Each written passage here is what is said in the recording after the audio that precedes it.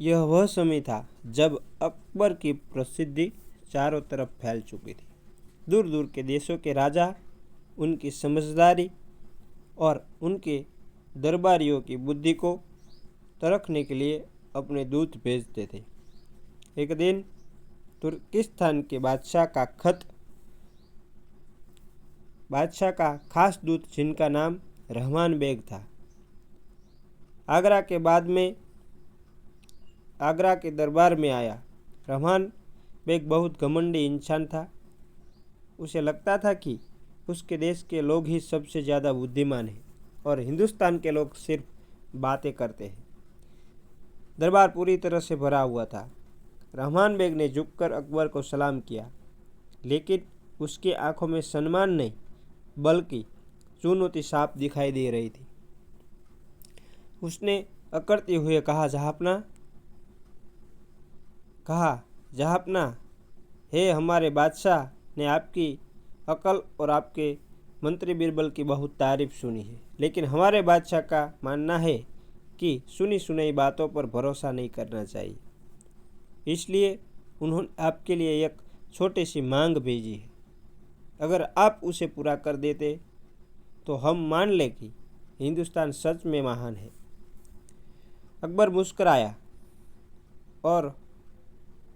मुस्कराए और बोले, ज़रूर बताइए, आपके बादशाह को क्या चाहिए? सोना, चांदी, हाथी या घोड़े? हमारे खजाने दोस्तों के लिए हमेशा खुले हैं। रहमान बेग बोला, हमें दौलत नहीं चाहिए। हमारे बादशाह को घोड़े पालने वाले का बहुत शौक है। उन्होंने आपसे 180 अच्छे घोड़े मंगवाए हैं। अकबर हंस पड़े और बोले, बस इतनी सी बात? हमारे अस्तबल में हजारों घोड़े हैं, आप अभी ले जा सकते हैं।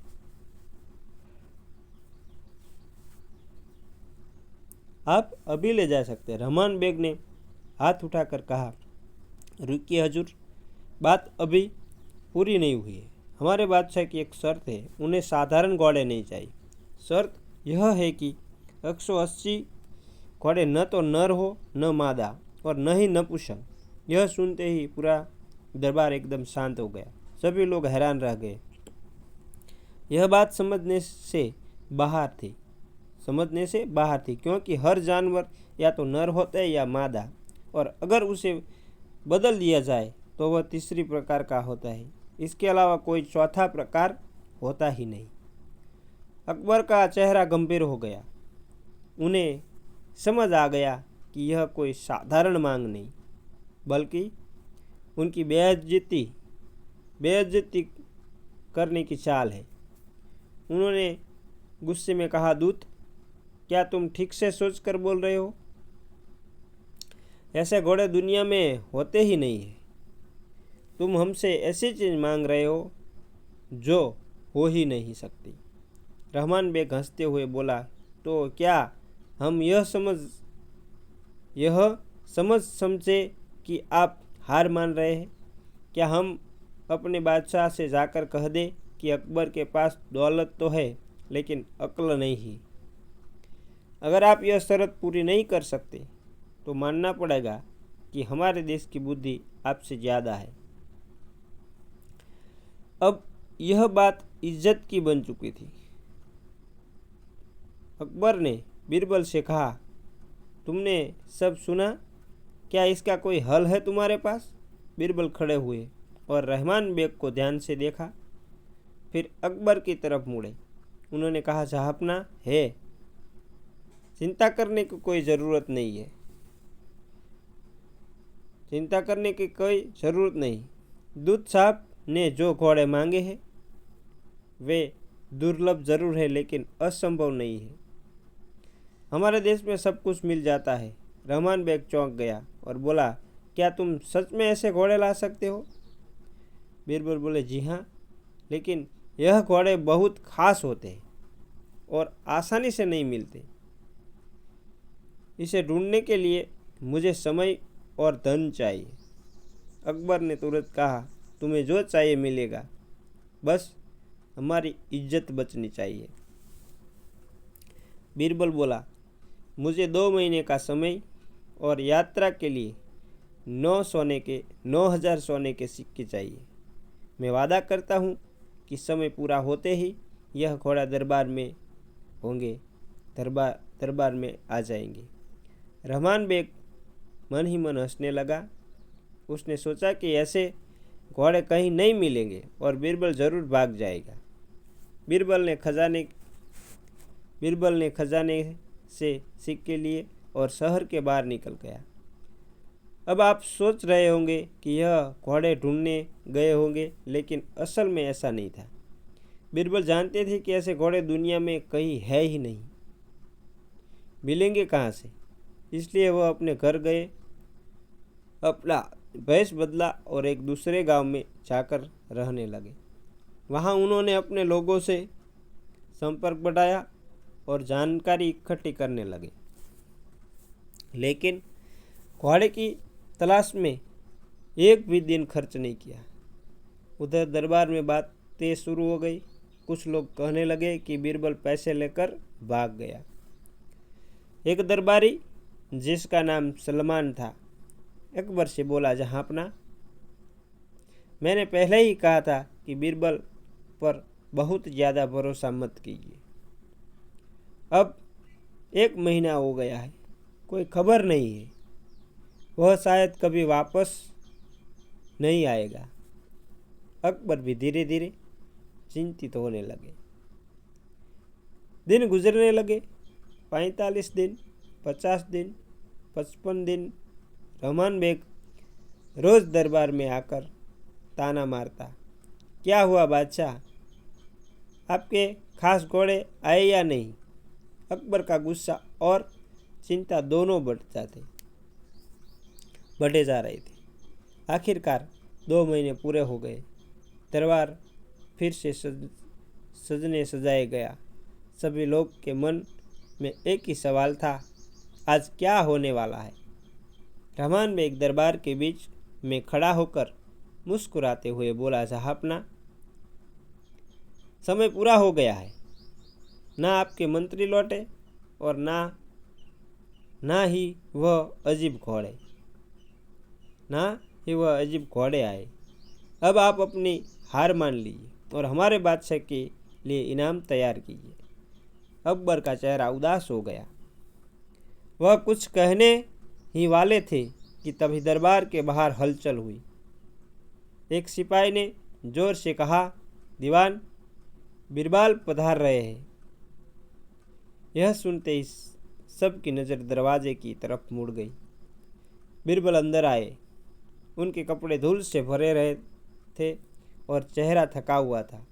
लग रहा था जैसे वह बहुत लंबी यात्रा करके आए हो। अकबर ने राहत की सांस ली और बोले, बीरबल, तुम आ गए। कहाँ थे तुम और कहाँ है वो 180 घोड़े। बीरबल ने झुककर कहा, जहाँपना की जय हो। आपका काम पूरा हो गया है। मैंने जगह खोजा, जंगल, पहाड़, दूर दराज के इलाकों की, और आखिरकार मुझे एक खास घोड़े मिल ही गए। यह सुनते ही पूरे दरबार में हलचल मच गई।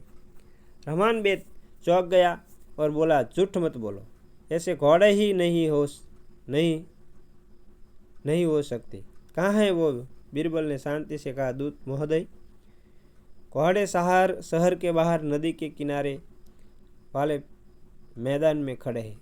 आप अभी जाकर उन्हें देख सकते हो और अपने साथ ले जा सकते हैं। रहमान बेग को विश्वास नहीं हुआ। वह तुरंत जाने ही वाला था कि तभी बीरबल ने कहा, लेकिन एक छोटी सी बात है। रहमान बेग रुक गया और बोला, अब क्या बात है। यही से कहानी में असली मोड़ आया, कहानी की जान आई। बीरबल ने कहा, दूत महोदय, मैंने अपना वादा पूरा किया। घोड़े वहाँ मौजूद है, लेकिन जिन लोगों ने मैंने यह घोड़े लिए हैं उन्होंने भी एक शर्त रखी है।